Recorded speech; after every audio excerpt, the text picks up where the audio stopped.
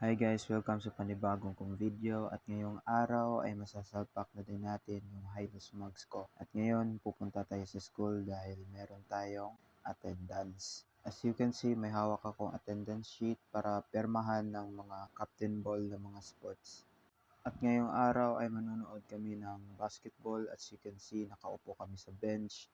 Ano pala to? Engineering versus CAS. Yan, nag-warm up pa sila at magsa-start na rin yan mamaya. After namin manood, lumabas kami para asikasuhin yung mugs ko at shoutout din sa mga tropa natin dahil tinulungan tayo magkarga ng ating mga dadalhin para sa ating raider. Papakilala muna natin yung mga tropa natin. Yung nakasakay sa raider ko ay si Carl Jan Oga. Isa pala siyang Tyzone sa Sibutad. Tapos yung sinasakyan ko si Christian Gregana. Pupunta na kami ngayon sa bahay ng lola ko para maghakot ng mga gamit. At ayun, nailabas na natin yung mga kailangan nating gamit. At sa nakikita nyo, excited na din yung mga tropa natin makita yung bagong dating ng motor natin. At syempre, bilang isang owner ng unit natin, excited ako na maisalpak na yung Hilux Mag sa unit natin. At dyan, inumpisahan na yung proseso ng pagkabit ng Hilux Mags natin. Inuna yung kanyoto.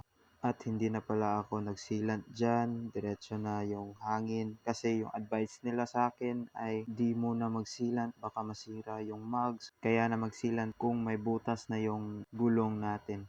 So as you can see, pinamachine natin para hindi masira o baka magasgasan yung mugs natin. Sa wakas, tapos na din yung isa. One down, one to go na lang para maipadala natin sa ibang shop. At yung next step, binabad ni Kuya sa tubig para i-check kung may leaking ba sa hangin o wala.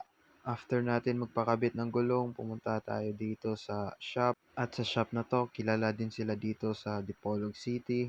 At yun ay Tukag Racing Team. Meron din silang parts dito at saka mga drag bikes na gamit nila panglaro at meron din silang mga trophies na achievement nila sa mga nakaraang laro nila. As you can see, napakarami niyan at napakalalaki pa. At uumpisahan na yung pagkabit ng Hilux Mugs natin. Tapos meron din tayong nakitang Harley Davidson. First time ko makita ang Harley Davidson ng malapitan. At meron ding X-Max. At naisalpak na din sa wakas yung front na mugs natin. At hindi ko na mapigilan yung excitement ko na mapaandar ko to sa daan. At last but not the least, yung rear mugs natin. At sa pagkabit pala niyan, may dinagdag kaming washer. Tatlong washer para sa may axle kasi masyadong mataas daw yung axle ko na CNC. At hindi din basta-basta yung pagkabit ng rear mugs kahit sa stock kasi yung spacer niyan dapat pantay. Kailangan mo talaga ng katulong para maisalpak ng sabay yung mug. Pagkatapos na nag-adjust si Bossing ng chain para hindi tabingi yung chain natin at yung mugs natin pag napaandar na. Pagkatapos makabit yung mugs, tinest drive ni Bossing yung motor natin para ma-check yung mga braking system kung wala bang sayad.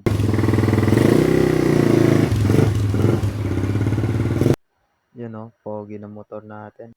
O, ano pang hinihintay natin? Montage na natin yan.